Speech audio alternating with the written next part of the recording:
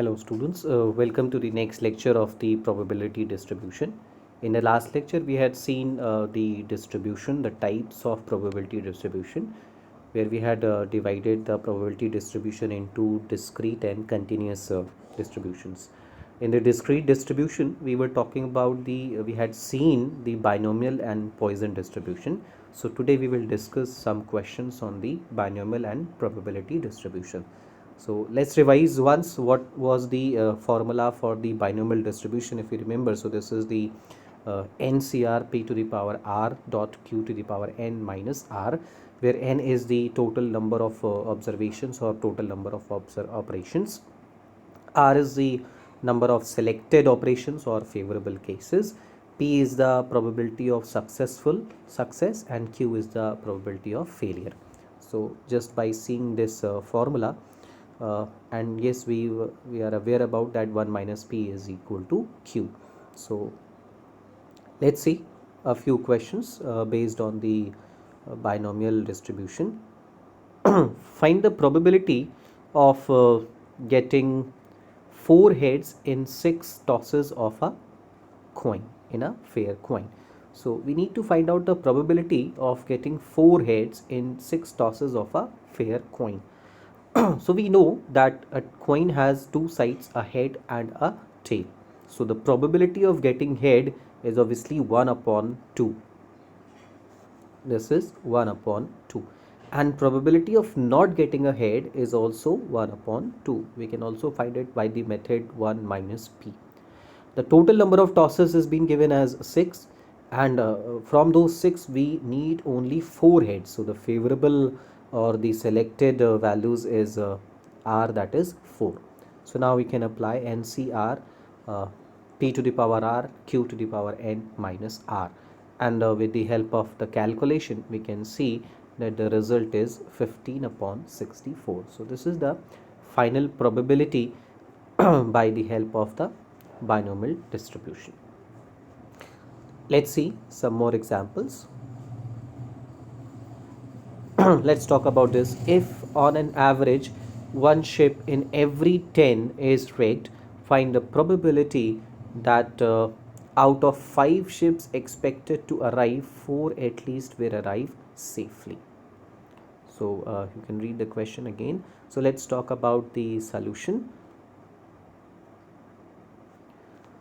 Out of 10 ships, 1 ship is wrecked. So the probability of safety is obviously 9 upon 10. So we can see 1 is wrecked out of 10.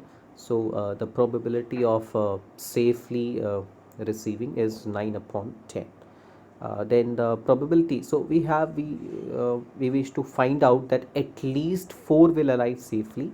So for the at least 4 out of 5, we have 2 chances, either 4 will arrive safely or all 5 will arrive safely. So we will use the OR operation in between the probability. So we will find out the probability of arriving 4 safely plus the probability of arriving 5 safely. So for 4 we have this formula. The n is 5 in our case, NC4 p to the power 4 q to the power 5 minus 4, plus in the second case we have 5c5 because total is 5 and the selected is also 5c5 p to the power 5 and q to the power 6. Just by solving this we will have the final result. So in this way we can find out the probability equations easily. You can see the other questions as well. You can pause, read and clear out your confusions, as we will be moving on some other questions. So you can pause and see the solutions of these questions also.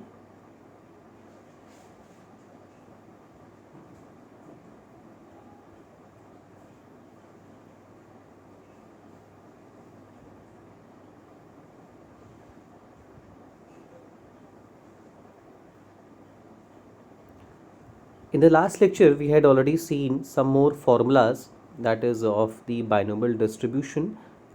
Mean for the binomial distribution, if you remember, that is mean was NP, where n is the total number of observations, total number of experiments, and p is the probability of success. Standard deviation, we had seen the formula for the standard deviation. That was Standard deviation was under root npq. If you have not seen the last lecture, please go through the last lecture first, then you will be able to understand these formulas. So that is, standard deviation was under root npq, where n is the total number of chances or experiments, p is the successful probability of successful experiments, q is the probability of failures. And variance was sigma square, that was npq. Variance was npq. Some more formulas. The moments about origin. The first moment about origin, you can note it down in your copies. The first moment about origin, this is np.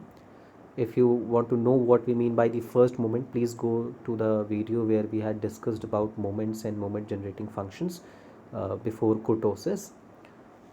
So this is np, please note it down in your copy. For the second moment, the formula is given by about the origin. For the second moment about the origin, the formula is given by n into n minus 1 p square plus np. N into n minus 1 p square plus np. This is second moment. And the third moment, the formula for the third moment about the origin, this is n into n minus 1 into n minus 2 p cube plus 3n n minus 1 p square plus np. This is the third moment about the origin. And fourth moment, the formula for the fourth moment, you can also note it down. The formula for the fourth moment, which is n into n minus 1 n minus 2 n minus 3 p to the power 4 plus 6n n minus 1 n minus 2 p to the power 3 plus 7n n minus 1 p square plus np. So this is the formula for the fourth moment about the mean. Now let's talk about the central moments, which are the actual moments about the mean. Previously we had talked about the formulas which are about the assumed mean. Now this is about the actual mean, which are called as central moments. So now let us see what is the central moment. First, third moment. This is the third central moment, npq multiplied by q minus p. Third central moment. The next is your fourth central moment about the mean. Fourth central moment about the mean, this is npq within the bracket 1 plus 3 multiplied by n minus 2 multiplied by p dot q. So this is the fourth central moment.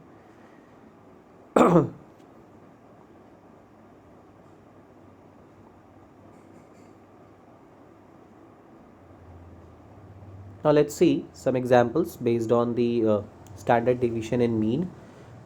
If the probability, let's see example number 36, if the probability of a defective bolt is 0.1, then find A. There are two parts which you have to find. Find the mean, the standard deviation for the distribution bolts in a total of 400.